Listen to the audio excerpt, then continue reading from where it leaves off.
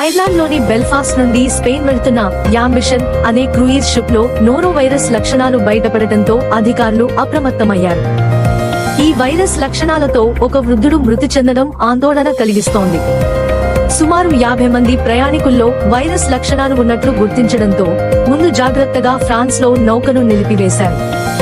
ప్రస్తుతం సిబ్బందితో సహా మొత్తం 1700 మందిని క్వారంటైన్ లో ఉంచి వైద్య పరీక్షలు నిర్వహిస్తున్నారు. కాగా చైనాలోని ఓ పాఠశాలలో సుమారు 100 మందికి పైగా విద్యార్థులు ఈ నోరో వైరస్ కారణంగా అస్వస్థతకు గురయ్యారు. నిజానికి ఇది కొత్త వైరస్ కాకపోయినప్పటికీ ఆహారం మరియు నీటి ద్వారా వేగంగా వ్యాపిస్తుందని వైద్యులు హెచ్చరిస్తున్నారు. గతంలో భారత్లోని కేరళ, పుణె వంటి నగరాల్లో కూడా దీని ప్రభావం కనిపించింది. తీవ్రమైన విరేచనాలు, డీహైడ్రేషన్ వంటి లక్షణాలు ఉంటే తక్షణమే జాగ్రత్తలు తీసుకోవాలని నిపుణులు సూచిస్తున్నారు.